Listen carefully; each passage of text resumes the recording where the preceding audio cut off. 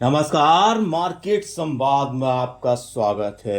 आइए दोस्तों, हम आपको झांसी, उत्तर प्रदेश की झांसी, महारानी लक्ष्मीबाई की झांसी के एक प्राचीन मोहल्ले की बहुत ही ऐतिहासिक और बहुत ही रोमांचक भरी जानकारी देते हैं, जो कि हमें हमारे सब्सक्राइबर जो देवेंद्र सिंह जी हैं उनके द्वारा दी गई है। हालांकि इतिहास में भी इस जानकारी का कई जगह जिक्र है और कई सारे जानकारों से, जो हमने बुजुर्गों से भी, यहाँ के जो प्राचीन लोग हैं, बुजुर्ग हैं, उनसे भी इस बारे में चर्चा की थी, तो उन्होंने भी कई सारे यही तथ्य और ऐसी ही जानकारियाँ दी थी। दरअसल यह झांसी का जो प्राचीन शहर है, प्राचीन इलाका हुआ करता था, झांसी का जो शहरी इलाका कहा जाता है, उस इलाके का मोहल्ला है जिसका नाम है डरू भोंडेला। जी हाँ, डरू भोंडेला मोहल्ले की हम आपको ऐतिहासिक और प्राचीन जानकारी देते हैं। आपको इस जानकारी के साथ में हम पूरे मोहल्ले के अंदरूनी हिस्से दिखाते जाएंगे, तो पूरा वीडियो बड़ा ध्यान से देखिएगा और बाद में भी गौर से सुनते जाइएगा। महारानी लक्ष्मीबाई ने डरू भोंडेला को नगर सेठ की पदवी से नवाजा था।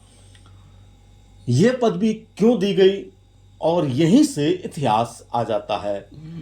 बताया जाता है कि जब अंग्रेजों ने झांसी पर शासन कर लिया था, राज कर लिया था, तब रानी लक्ष्मीबाई झांसी को गुजारा भत्ता देने लगे थे। उस समय की यह कहानी है और इस कहानी को हम आगे बढ़ाएं तो सुनते रहिएगा। दरअसल आपको यह कहानी सुने और उसमें क्या रोमांच है, क्या कहानी है, इसको हम सुनाएंगे। उस कहानी में है कि महारानी लक्ष्मीबाई के जो गोद लिए पुत्र थे दामोदर राव, उनके उपनयन यानी जनेऊ संस्कार का समय आ गया था और उस समय रानी झांसी के पास इतना पैसा नहीं था कि वह इस कार्यक्रम को करा सकें। तो बाद में यह तय हुआ कि सरकार से इस धन के बारे में मांग की जाए। जब रानी झांसी की ओर से सरकार को इस बारे में पत्र लिखा गया, तो सरकार ने उस पत्र को ठुकरा दिया और साथ ही कहा कि यह दामोदर राव की संपत्ति है और वह अभी नाबालिग हैं। बालिग होने पर यदि वह धन की मांग करते हैं तो क्या होगा। लेकिन रानी हारी नहीं और उन्होंने लगातार धन की डिमांड को जारी रखा। आखिर सरकार को, जो अंग्रेज सरकार थी, उसको हारना पड़ा और उसने एक रास्ता निकाला कि 5 लोग जमानतदार बने और वह लिख कर दें कि यदि दामोदर राव बालिग होने पर धन मांगते हैं तो वह धन दे देंगे। अब इस तरह से जो 5 जमानतदारों का चयन किया गया, बताते हैं कि उनमें से एक डरू भोंडेले भी थे। इनके बाद दामोदर राव का जो उपनयन संस्कार है, क्योंकि धन उस समय जब जमानतदारों ने जमानत दे दी तो उसके बाद धन मिल गया और धन मिलने के बाद दामोदर राव का उपनयन संस्कार यानी जनेऊ संस्कार हुआ। 1857 में जब झांसी में अन्य राज्यों के समान क्रांति हुई तो झांसी में रानी झांसी का शासन पूरी तरह से स्थापित हो गया। जब रानी झांसी का शासन स्थापित हो गया तो उन्होंने अपने जो जमानतदार थे और जो कई अन्य लोग थे, प्रतिष्ठित लोग थे, उन लोगों को अलग अलग तरीके से सम्मानित किया। बताते हैं कि डरू भोंडेले को उन्होंने नगर सेठ की पदवी दी। जब उन्हें नगर सेठ की पदवी दी गई तो वह जिस मोहल्ले में रहते थे, संभवतः उसी पूरे मोहल्ले को आज डरू भोंडेला के नाम से जाना जाता है। अभी हालांकि ये पता नहीं है कि आज उनके वंशज कहाँ हैं और उनका मकान कहाँ है, लेकिन आप इस प्राचीन मोहल्ले को जब देख रहे होंगे तो कई जगह आपको बहुत पुरानी पुरानी मकानों की तस्वीरें दिखाई देंगी, उनके ऐतिहासिक तथ्य दिखाई देंगे। और हम आपको इस इलाके में इसलिए लेकर आए हैं क्योंकि ये वो पूरा इलाका डरू भोंडेला का है जो आज वर्तमान समय का आप देख रहे हैं।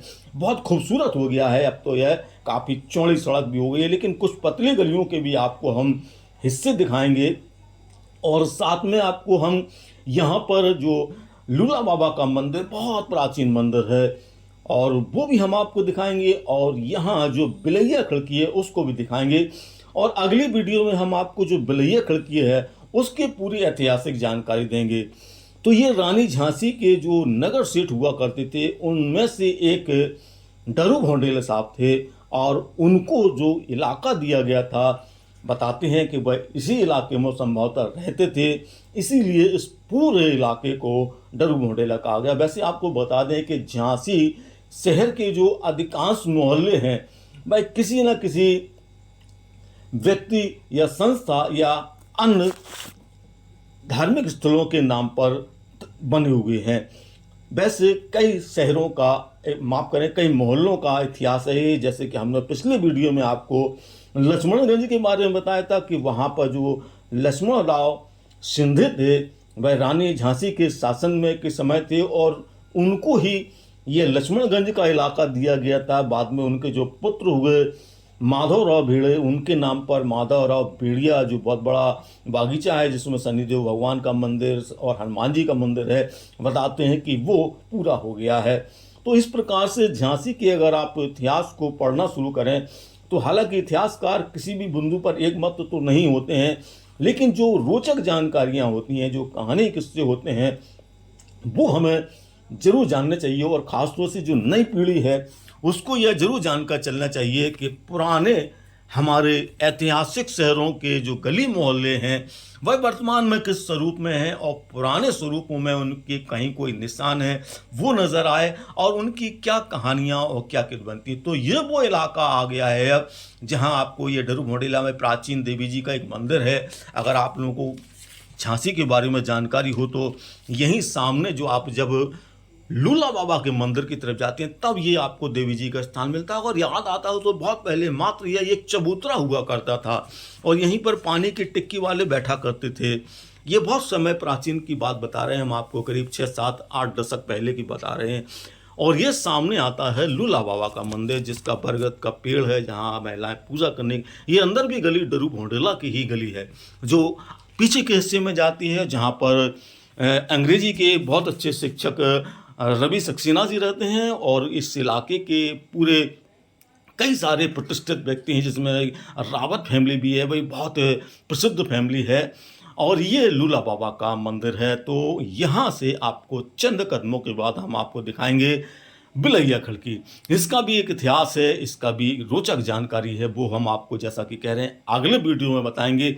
लेकिन आप यहाँ से आकर गुदरी, नजाई बाजार, गोपाल निखरा समेत तमाम इलाकों में ये है वो बिलैया खड़की।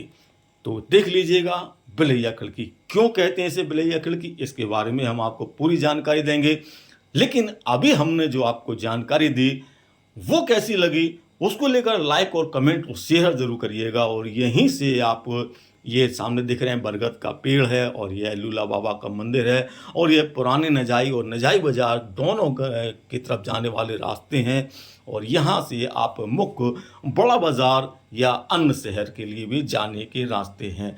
तो आपको यह जो हमने जानकारी, जो हमारे सब्सक्राइबर, जैसा कि हमने बताया देवेंद्र सिंह जी, उनके द्वारा हमको भेजी गई, हमने आपको बताई, यह जानकारी कैसी लगी अगले वीडियो के लिए आप थोड़ा इंतज़ार कीजिए, जिसमें हम आपको बिलैया खड़की और तमाम दूसरे इलाकों के बारे में जानकारी देंगे, और साथ में यह भी बताएंगे